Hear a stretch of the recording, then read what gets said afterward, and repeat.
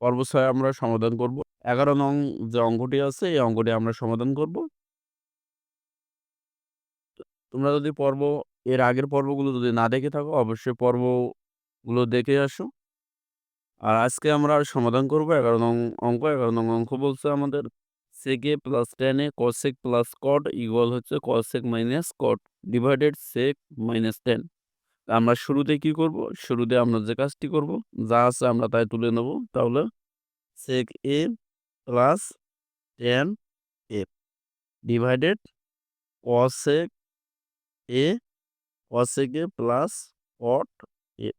এই অঙ্কটাই আমি তুলে নিলাম। এরপর আমাদের সূত্র এপ্লাই করানোর জন্য আমরা কি করব? আমাদের যা আছে আমাদের যা আছে এই শুধুমাত্র চিহ্নটা বিপরীত করে লিখব। তাহলে কি আছে আমাদের sec a plus tan a আছে। তাহলে বিপরীত যদি করি তাহলে হবে আমাদের sec a minus tan a ভাগ থাকলো cosec a plus cot a। তাহলে আমরা যদি বিপরীত করি তাহলে আমাদের হবে বিপরীত, চিহ্ন বিপরীত। তাহলে হবে cosec a plus cot a। এখন দেখো আমার কিন্তু sec a minus tan divided cosec plus cot অর্থাৎ এটা মাইনাস হবে বিপরীত।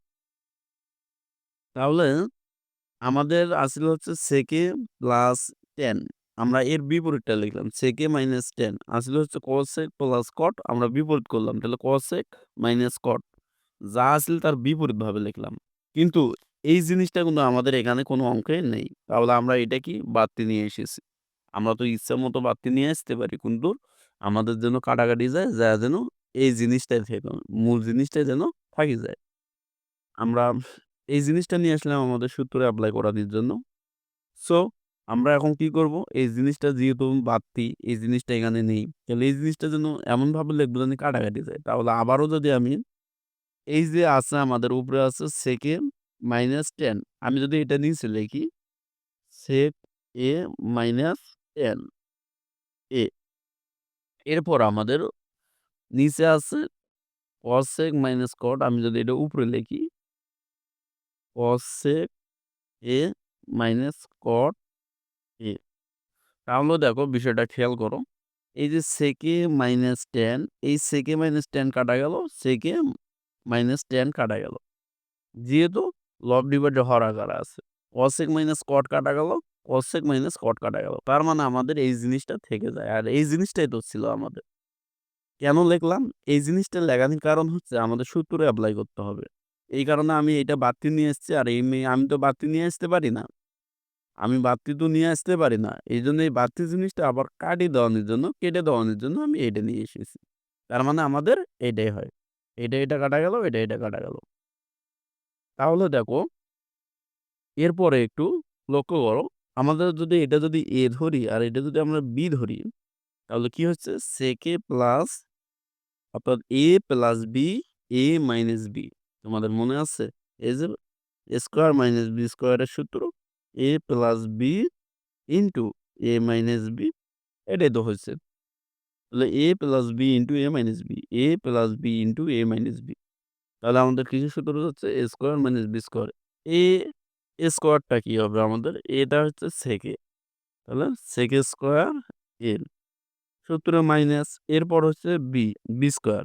B টা হচ্ছে tan তাহলে tan স্কয়ার A এরপরে ভাগ থাকলো। এখানে দেখো এটা আবার যদি A ধরি, এটা আবার যদি B ধরি তাহলে A plus B into A minus B তাহলে স্কয়ার মাইনাস B স্কয়ারের সূত্র। তাহলে এটা কি?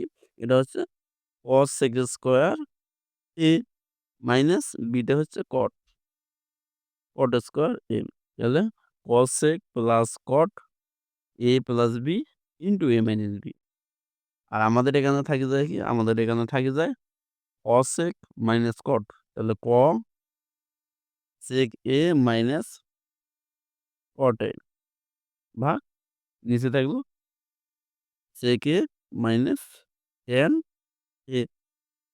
এখন দেখো তোমরা অবশ্যই জানো যে আমাদের সূত্র আছে। সূত্র কি? এই যে sec square minus tan square সমান কত? 1 সূত্র আছে আমাদের। সূত্রটা আমি এখানে দেখাচ্ছি। দেখো sec square a plus tan square a equal হয় 1। আবার cos sec square a minus cot square a equal হয় 1। তাহলে দেখো sec square a minus tan square সমান কি লেখা যায়? 1 লেখা যায়। তাহলে sec square minus tan square সমান আমি 1 লিখলাম। ভাগ থাকলো। ফির এই যে cos sec square minus cot square. তাহলে cos sec square minus cot square সমান কত? 1 থাকলো। আর এই পাশে আমাদের ছিল cos sec a minus cot a divided sec a minus tan a। তাহলে যদি এটা 1 এর সাথে যদি এটা গুণন করি তাহলে cos sec square a minus cot square হয়। আবার এটার যদি সাথে এটা আমরা গুণন করি তাহলে sec square a minus tan square হয়। তাহলে cos sec square a minus cot a divided sec a minus tan a। আমাদের কিন্তু এটাই প্রমাণ করতে বলছিল। আমরা। তাহলে আমাদের প্রমাণ হয়ে গেল। তাহলে আর এইচ এস